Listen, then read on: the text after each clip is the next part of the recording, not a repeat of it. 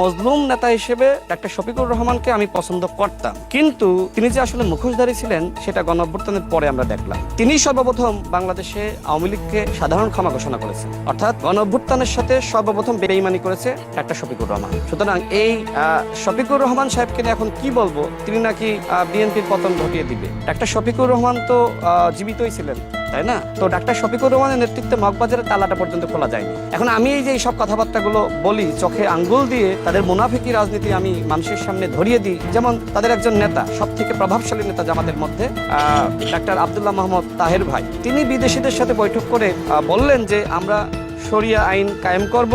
এটি আমরা কোথাও বলি নাই, এমনকি তাদের নির্বাচনী ইস্তেহারে কোথাও উল্লেখ করা নাই যে তারা ক্ষমতায় গেলে শরিয়া আইন কায়েম করবে। এই মুনাফিক রাজনৈতিক দল এখন জাতীয় সংসদে প্রতিদিন মানুষকে আইওয়াশ করার জন্য বলছে যে আমরা কোরআনের আইন চাই, আল্লাহর আইন চাই, শরিয়া আইন চাই। এই যে ভণ্ডামি জামাত ইসলাম নিয়ে করছে, তাই না? এর আগে নির্বাচনের আগে দেখেছি জান্নাতের টিকিট বিতরণ করা। মানে কি করে নাই, মানে ক্ষমতায় আসার জন্য জামাত এমন কোনো অন্যায়, অপরাধ বা অপকর্ম বা মিথ্যাচার, ভণ্ডামি, মুনাফিকি বাকি ছিল না যে তারা করে নাই। কিন্তু এদেশের জনগণ তারা বুঝতে পেরেছে যে এই দেশের যতটুকু পরিবর্তন সেটা শহীদ প্রেসিডেন্ট জিয়া রহমানের হাত ধরে, এবং পরবর্তীতে দেশনেত্রী বেগম খালেদা জিয়ার হাত ধরে, এবং বর্তমানে বাংলাদেশে যদি পরিবর্তন হয় সেইটা হবে বর্তমান প্রধানমন্ত্রী জনাব তারেক রহমানের। আমি এদেশের জনগণকে বলবো যে বাংলাদেশে যদি পরিবর্তন হয় সেটা জনাব তারেক রহমানের হাত ধরেই হবে। নাহিদ ইসলাম তিনি আসলে গণঅভ্যুত্থান পর্যন্ত তিনি সঠিক পথেই ছিলেন, কিন্তু যে সময় জামাতের ফাঁদে পা দিয়েছেন তিনি আসলে বিপদগামী হয়েছেন।